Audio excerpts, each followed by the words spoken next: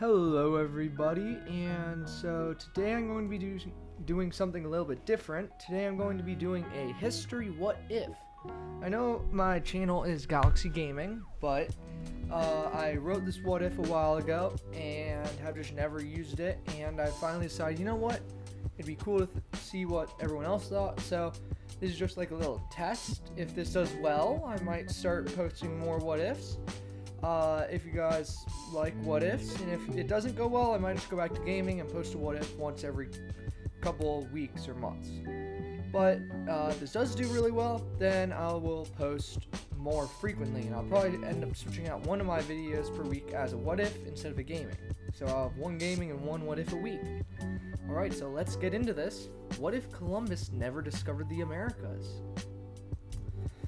Alright, so we all know Christopher Columbus as the man who discovered, the Americas, and he never actually reached mainland America. He mostly was in, the Haiti region, but still, he sailed across to the west from Spain and ended up reaching the Americas.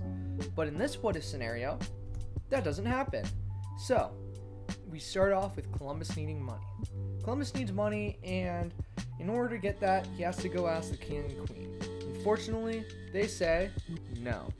So he does not go to the west. Instead, he chooses to head down below Africa, then up, stopping off in India for some spices, and getting to China. Thus, the Americas were never discovered. Now we skip ahead to the 1540s. In the 1540s, Ivan the Terrible, in, I believe, 1548, Ivan the Terrible rose to power in what is now Russia and started expanding eastwardly. China also expanded eastwardly, but this was stopped very quickly by Russian military and the Russians. Thus, China wasn't able to explore any further. But Ivan the Terrible kept expanding east, and eventually they reached the Bering Strait. It took a couple years, but eventually they reached here. They saw an island off the coast, thinking, oh, well, we'll go conquer that too. It might have some wood and some animals. It might be good.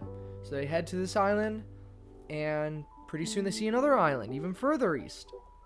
And so they keep heading off to the east until eventually they reach this new land.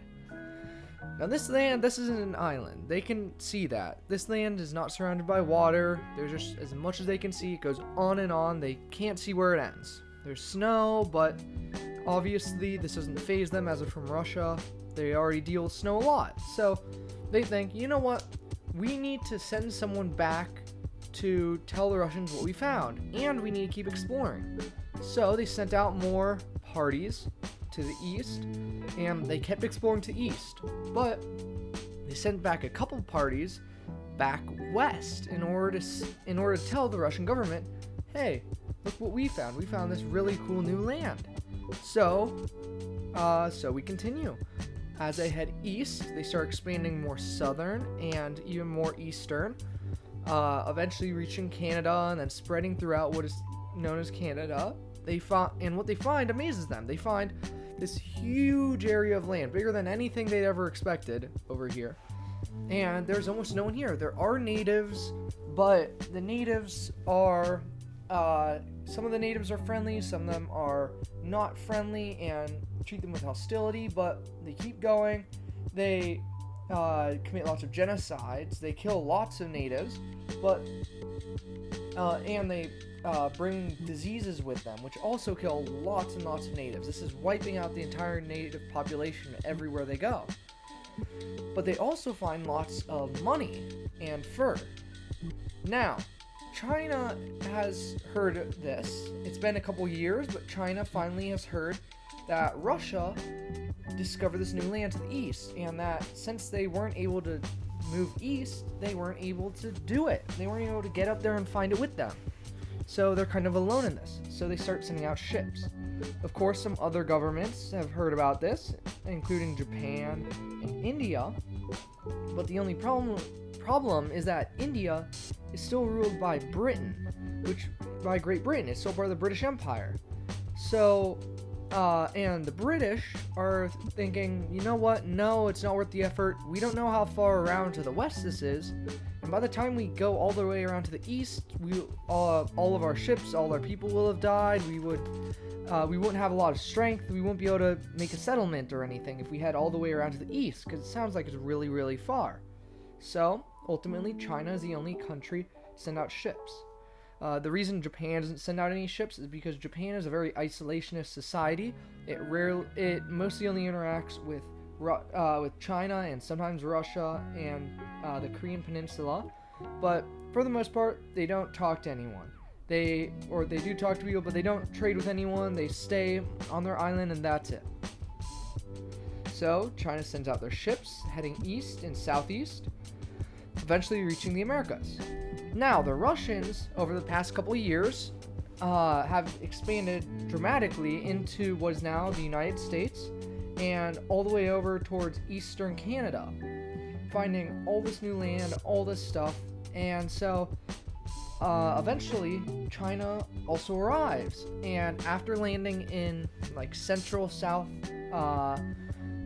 Mexico and in Southern California, central and southern Mexico and southern California, they start setting up settlements and start like expanding outward. They're like, whoa, look at this new land, and they're not running into any Russians yet, but eventually they do, and it sets up this border along this parallel, along the parallel which goes directly through like halfway down California. I don't know the exact parallel numbers, but they set up a rough border. This straight line is just like an example. It's a bit more jagged than that, but they set this up, and so now Russia and China are over here meeting again. They're like, whoa, look at you guys. So, and yeah, but now we move into the early 1700s. It's been a little over 100 years.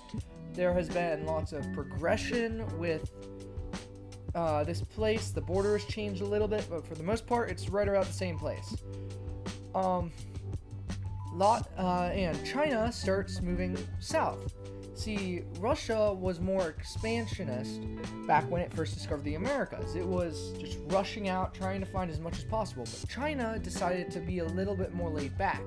They knew the Russians were already here. They didn't want them to like steamroll over like any small Chinese camps. So they set up larger camps so then they could protect their border and then expand. So now it's been about 100 years. They managed to set up camps all the way along this border. They set up a good amount of camps, and they're moving south because they're like, there's so much land here. We need to go explore this. So they're heading into South America and through Central America, essentially finding all these new places that they've never been before. And they reach Brazil, where they find, you guessed it, the Amazon rainforest. And they're like, whoa, this is so much wood. This is worth so much money. We can build a fleet of 1 million ships, which they don't end up doing, but they have the option to. Now, the problem with this is that now the European powers have decided, like the Netherlands, Portuguese, the British, and the French all decide, you know what, we need to get into all this. We're going to head west. We don't know how long it'll take exactly, but we're just going to head west and see what we can find. So, in come the Europeans.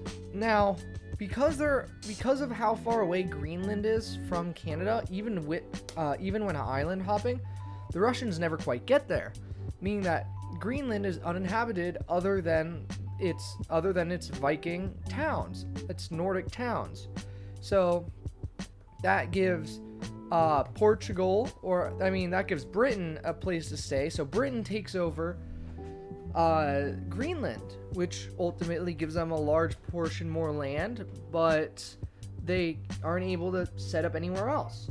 Some of the Europeans, the French and the Portuguese, end up reaching down and getting into Brazil, but the Chinese have already been there. They managed to push them back out after a couple years. They managed to shove these European powers back out of Brazil, keeping it all to themselves. Now, the Dutch make it to Havana. They make it into like Cuba and Haiti. They make it down there into those islands. They haven't been taken over yet because they're far off the coast, and the Chinese weren't really thinking about getting to more islands. They just wanted to take over the land they had at that time. So they were expanding on land, on foot, and like on horse rather than by boat as much now, because they were thinking, oh, well, we need to discover all this new land before we go try and find this new island. So the Dutch get a foot in the door and get kind of like the Caribbean. Now, late 1700s, Russia and China have all this wood, all this lumber, all this fur, and they essentially become these powerhouses. They become the world's superpowers. They have so much money. They've invested so much into these new settlements that they're just getting huge amounts of population growth. They're getting so many people, and they are making so much money, and the natives, they essentially wiped them all out, and the remaining ones have been turned into slaves.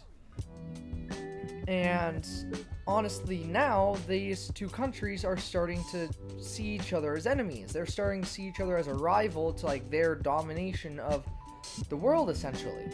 So now these two countries are starting to like vie for more power throughout the world scale by like sending weapons and like money to different people, and groups, making it a Cold War situation very early on.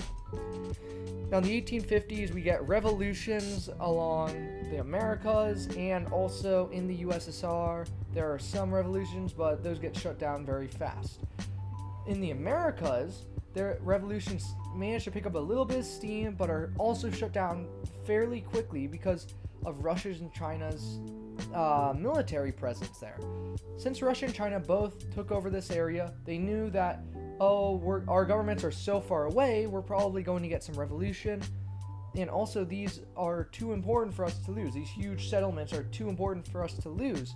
So to make sure European powers wouldn't come from the west and essentially take over coastline and then take over more and like creep in, they had sent large amounts of military over there, which was able to stop any type of revolution, silencing the voices, and through a rule by fear factor, they were able to wipe out any disillusionists.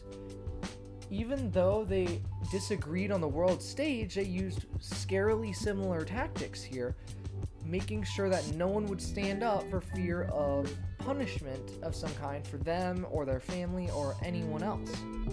Now in the 1900s, we get World War I. Of course, World War I starts slightly differently, but Franz Ferdinand ultimately gets shot, which leads to World War I starting, and much like what happened in our reality, much like what happened in real life, Russia is helping the Allies. But because Russia is so big and so powerful and has so much money, they're able to go through World War I in 2 or 3 years. They're able to get through, and they end up occupying Germany. But they also occupied Poland, as in order to get to Germany, they had to go through Poland, and then they just never came back out again. So they took over Germany and Poland, adding it to their USSR sort of group, their USSR group. And even though there were many revolutions at this point, especially in Russia, because of the militarization that they went through to help try and defend their colonies overseas, they were able to have a lot more soldiers back at home, back in Moscow and in Russia, and they were able to stop these protests and stay in power as they were, and the USSR ultimately became stronger because of it. Now, Russia was able to send in troops. They just had so many people for World War I, which scared the Allies. And because they had so much money as well, they were able to support all these troops. They were able to buy land. They're not even buy land, just take it over. But they made so much money from their occupation of like North America, or their parts of North America, that they were essentially going to be able to steamroll any country or almost any coalition of countries against them, which scared Europe and the rest of the world. But China also had lots of money, which would lots of money and people, which would essentially rival Russia's. Now, 1940s. Russia gets a nuclear bomb early in the 1940s. So, think 1942, 1943. Russia finally develops a nuclear bomb.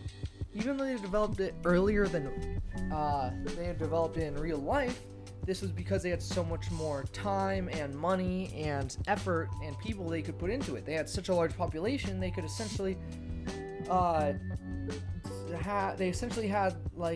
access to all of the world's greatest scientific minds because they had taken over Germany at the end of World War I. And they had the Americas, and they had all their scientists. So it allowed them to, develop the nuclear bomb faster. Now China also, late 1940s now, 1948, 1949, develops a nuclear bomb. Which means that now we're back to another Cold War situation where we have a MAD protocol, a mutually assured destruction protocol, where China is saying, hey Russia, if you nuke us, we will nuke you. And it will spell destruction for everyone all over the globe, especially because they can put nuclear silos in their overseas territories to strike anywhere from any direction. Now we skip to modern day. Modern day, Russia and China have all the money, all the land. They essentially own the world. They, despite their differences, they both are the most powerful countries on earth. They have, they share the Americas, and despite having such big differences, they still don't go to war because of the mutually assured destruction. They have started Cold War, and there are coalitions trying to get rid of Russia and China, as in getting them out of the Americas to try and slow their progression through technology and through everything else. Except this isn't really working, as they're so powerful they're able to defeat any type of revolution, any type of attack from any other country. So Russia and China continue their own Cold War and have toppled governments, toppled countries, taken over more land, and are essentially in control of the entire world, and will soon just control everywhere in the world until they destroy each other. And that's it. That's the end of my what if scenario. I think it's pretty good. Should I do another? Should I continue it? Should I continue it into like the future, kind of, to show what might happen? Comment down below some new ideas for what if scenarios, because I really want to be able to do those. That would also, I don't have all the ideas, but you should give me some other scenarios. I love looking into history. I will research this, look at like different trades and how that happened, trading between countries, and see how that might change. Like the video if you like this, so then I know I should make more. Share it. Go check out my channel for all of my cool gaming videos, but hopefully I'll be making more of these, so then you can, watch these as well and have them on the background, in the background of whatever you're doing, because I like doing that with some what if videos as well. So yeah, thank you all for watching. Subscribe and notifications on to see all future videos.